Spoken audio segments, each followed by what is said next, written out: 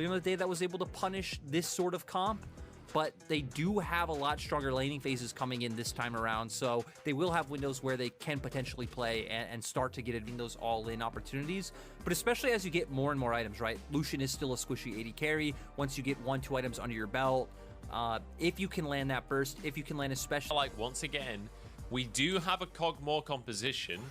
Oh, wait, what? Mako is nearly dead. Already had to flash. Looks like it was just a brush cheese coming out from RA in the bottom lane here. Mako will be fine in the end, but that is going to be a flash down against... I think kind of smooth for the side of EDG for now.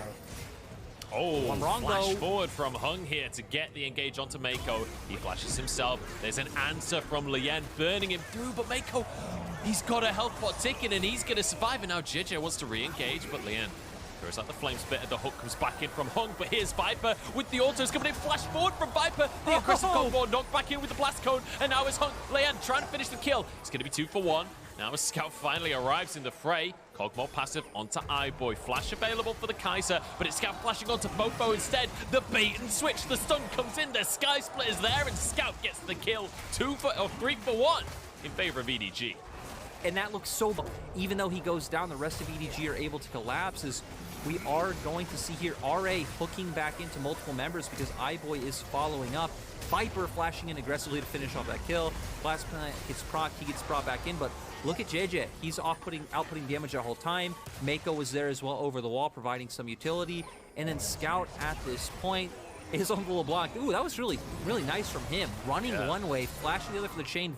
Fofo didn't even expect it. The mind games coming out from Scout, and so...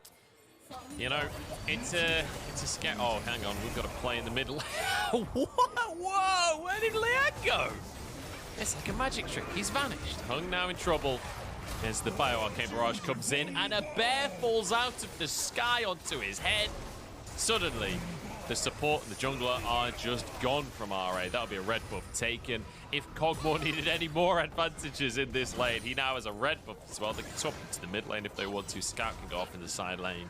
Feels like it just gets the whimsy from Mako, and it's the fastest little pug you ever did see. It's adorable. And now it's melting Hung before our very eyes. What is this champion? Scout now is in trouble as he gets all in by Fofo, but Fofo's going to answer with his life by the looks of things. Flandre here to answer.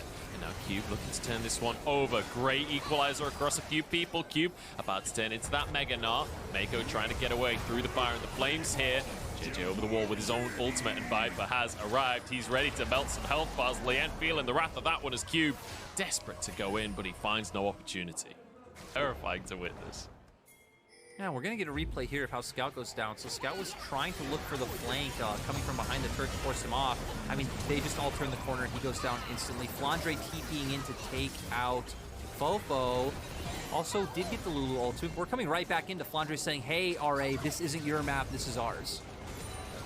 Yeah, RA want to get themselves a Herald here. Cube's on the other side of the map. He's currently Mega Gnar, so if a fight kicks off, even if he TP's in, he's not going to be in a good position in terms of that Gnar. He's going to be into that mini Gnar. So now you see RA backing away from the Herald. This will go the way of EDG, because let's be honest, as you rightly say, Lyric, this map belongs to them. They can take whatever they want. Now reset come through from Flandre, because Drake's going to be up in 25 seconds, and EDG have got to make the forward.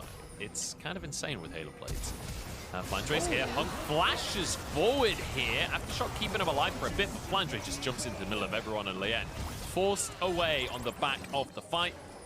A valiant attempt from Hung. I like the idea.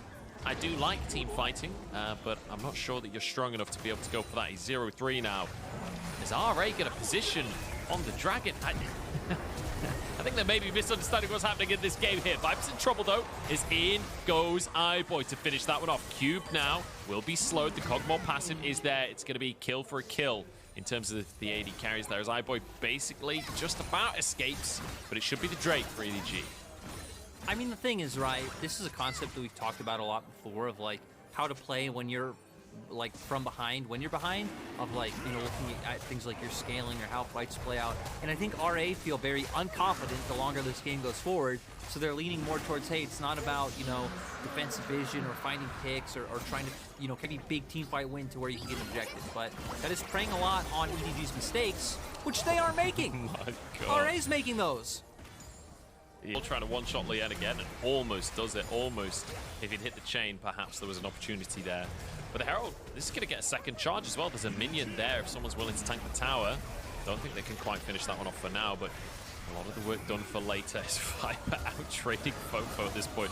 Depth charge with a culling there, but Viper's still full HP and Flandre is threatening the rest of the team. They're just going to dive this one instead. Tower barely surviving and Viper gets the sniper out. Easy kills for EDG, and now they can just waltz this one home. Down goes this mid lane tower. The inhib will fall. I don't know if EDG can finish the game right here, but let's be honest, it's all but done and dusted. Flame, seeing if he'll be able to pick someone off. Someone comes out, RA trying to make their way in. It's just going to be burnt on through here. Smite comes out, it is going to be Baron for EDG. RA wants to try and deny this, but Flandre over the wall. And it doesn't look like RA get anything. It's a heartbreaker. They're too late to the birthday party, and they don't even get a party bag to take home. They weren't going to make playoffs, and that could not have been more wrong. And now in summer, I was like, they'll finish 5th, and they are looking terrifying as Liam gets pushed away from the tower. Here we go. Hook on to JJ. In goes Q, but he can't get the ult off, and now Hung's going to be in trouble. Equalizer's not going to do a whole lot from Lien.